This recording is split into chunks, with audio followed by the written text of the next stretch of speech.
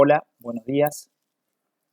Bueno, continuando con las teorías acerca del origen del poder, en la clase pasada, en el video pasado, recorrimos un poquitito el pensamiento de Nicolás Maquiavelo y de su obra cumbre, El Príncipe, ¿verdad? Recuerdan que vimos las características de ese poder, la razón de Estado, las características del poder del príncipe desde el punto de vista de las habilidades o competencias, etcétera, etcétera. Hoy nos vamos a meter en un tema muy, pero muy interesante de las ideas políticas, que es el contractualismo. ¿Cuál es el ABC del contractualismo? Contractualismo, como ustedes obviamente se darán cuenta, deriva de la palabra contrato, que quiere decir acuerdo, un acuerdo entre partes. Quiere decir entonces que el contractualismo lo que nos va a venir a proponer como primer punto para prestar atención es que la sociedad política, el Estado, la forma organizada en la que los seres humanos vivimos, nace de un acuerdo, es decir, de un pacto o contrato social entre las personas. Vamos a ver en ese orden a dos pensadores ingleses clásicos dentro del mundo del contractualismo, el señor Thomas Hobbes y el señor John Locke. Pero los vamos a ver por ahí en videos separados, en fin, vamos a ir avanzando despacito en estos conceptos para no confundirnos. Lo primero que vamos a ver hoy entonces es esta idea de contrato. La sociedad entonces nace de un contrato. La convivencia nace de un acuerdo. Es decir, que esta postura contractualista que nosotros vemos, por ejemplo, en el constitucionalismo, ¿no? Toda constitución, de alguna manera, sería como el acta de nacimiento, el contrato firmado para la convivencia política de esa sociedad, de ahí en adelante. Y ahí vemos claramente la idea de contrato, ¿no? Antes de la Constitución no estaba viva esa sociedad. Partida de nacimiento, contrato social, Constitución, una nueva forma de convivir. Pero bueno, volvamos, no nos vayamos por la rama como de costumbre y volvamos a nuestro señor Hobbes. Para Hobbes, el origen de todo este mundo político, de todo este contrato y de la sociedad está en que los hombres, la totalidad de los hombres, no quieren vivir en el miedo. Fíjense qué curioso inicio, ¿no es cierto?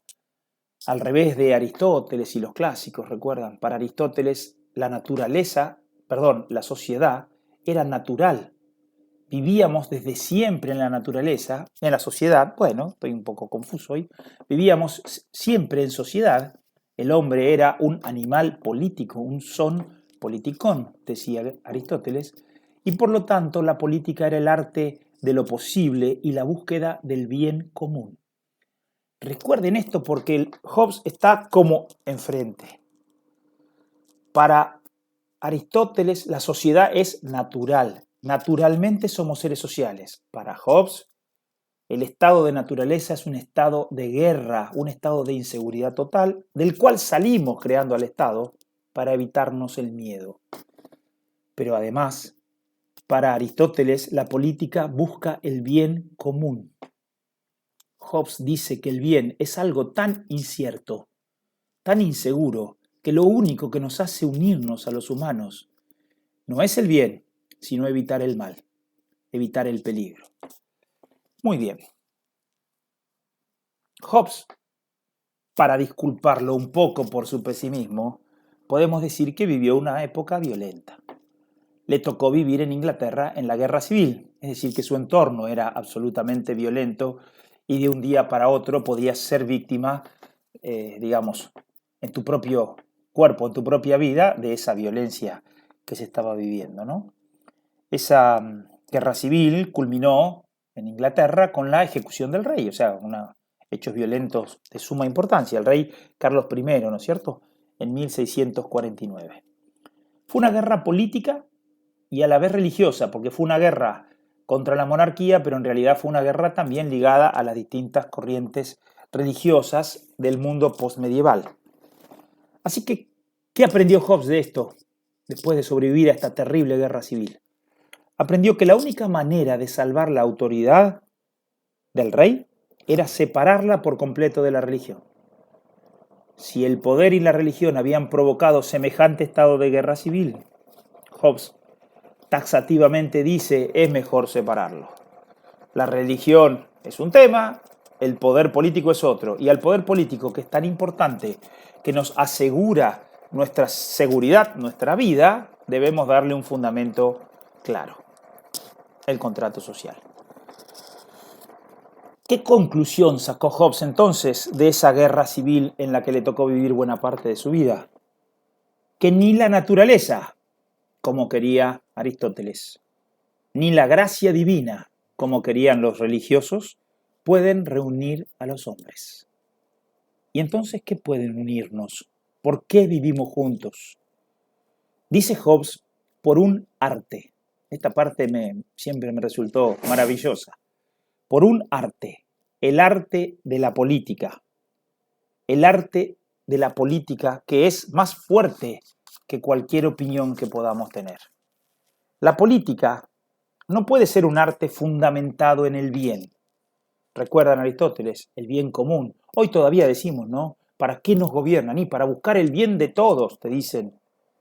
Hobbes dice, no, porque el bien es incierto. Lo que es bien para vos no es bien para otro. Lo que le resulta bueno a alguien le resulta pernicioso a otro. El mal, en cambio, pesimista, pero realista, dice Hobbes, por lo menos no es incierto. Y en esa certeza, en la certeza más fuerte que todos tenemos, está el miedo a la muerte. A la muerte violenta, ¿no? No solo a la muerte natural. Y entonces Hobbes va a utilizar ese miedo a la muerte como el fundamento para el contrato social. ¿Por qué nos juntamos? ¿Por qué dejamos el estado de naturaleza? ¿Por qué dejamos de pelearnos todos contra todos para vivir en una sociedad unida y piramidal donde el poder nos ordene a todos? Porque no queremos vivir en la inseguridad, no queremos vivir en el miedo. Pero esto, ¿qué? ¿Ocurre solo en el estado de naturaleza, en ese estado medio salvaje en el que se vivía antes? Y yo me dejo llevar por la realidad, ¿no es cierto? Y pienso, ¿y para qué ponemos rejas en nuestras casas? ¿Y por qué hoy el negocio de la seguridad, de las cámaras, en fin, de todos los sistemas que nos permiten evitar la violencia del otro son un gran negocio? Quizá, aunque duela, habrá que darle algo de razón a Hobbes. ¿Es este miedo a la muerte, entonces, a la violencia, algo excepcional? No, dice Hobbes. El hombre busca vivir un arte saludable, que no será, como les dije, el arte del bien al que uno aspira, sino que será el mal del que uno huye. Terrible, ¿eh? El arte político es un arte para evitarnos peores problemas que los que ya tenemos.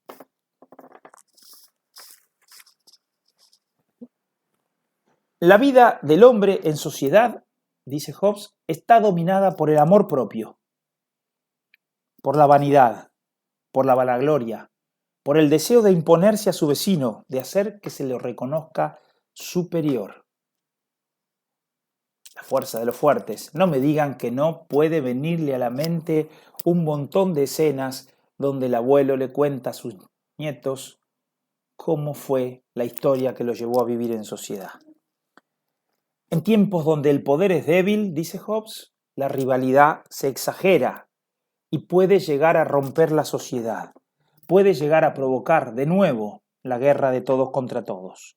Porque esa pesimista manera de ver a la humanidad es la condición humana.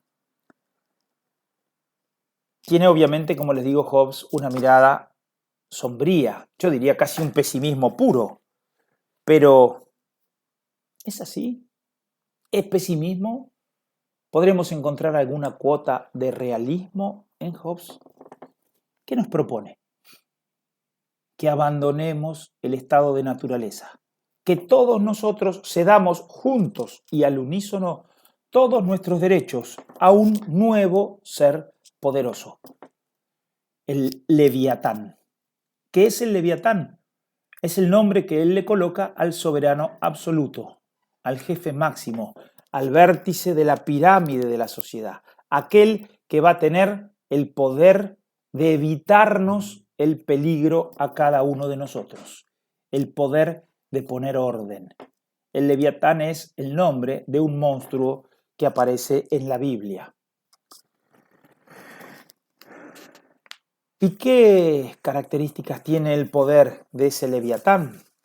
Es claramente un poder absoluto, un poder sobre cada uno de nosotros. Casi nos atreveríamos a decir hoy que es un poder que está por encima de la ley.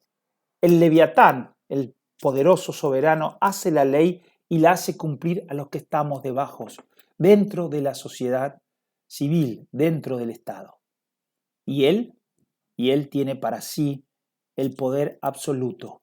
Porque si él estuviese a la par de nosotros, es decir, si el poder fuese parte de un continuo reacomodamiento y de un continuo acuerdo entre todas las partes, otra vez aparecerían las tensiones entre los individuos, otra vez aparecerían las ideas distintas acerca de para dónde nos conviene ir y olvidaríamos, dice Hobbes, lo que nos llevó a estar juntos, que es evitar que nos peleemos a muerte unos con otros. Bueno, como vimos entonces, el pensamiento de Hobbes es un poquito duro, un poquito pesimista y parte de una especie de concepción de la vida humana terrible, trágica. No quiero terminar de dar esta pequeña clase sin recordar, ustedes están leyendo o leyeron ya Rebelión en la Granja de Orwell. Y en una parte, cuando el viejo comandante, ¿no? El cerdo los invita a soñar juntos, les cuenta cómo es la vida de los animales y le dice que es una vida breve, cruel, ¿no es cierto? Los invita a rebelarse. Eso que Orwell pone en la novela Rebelión en la Granja está dicho siglos antes por Thomas Hobbes en el Leviatán. Fíjense, dice Hobbes textualmente: en el estado de naturaleza, la vida de cada individuo es solitaria, miserable, cruel, animal y breve. Casi tal cual, ¿no es cierto?, lo que Orwell nos cuenta en Rebelión en la Granja. Pero, sobre todo, esa sensación de miedo, ese peligro mortal, es el que nos lleva a activar la inteligencia y a, con inteligencia, ponderar los problemas y tratar de resolverlos. Y termino con una pregunta para pasar luego en otra clase a Locke. ¿Y cómo no vamos a ser inteligentes? Nos incentiva Hobbes, cuando quien nos obliga a hacerlo es la pasión más imperiosa de todas, el miedo a la muerte violenta en manos de otros.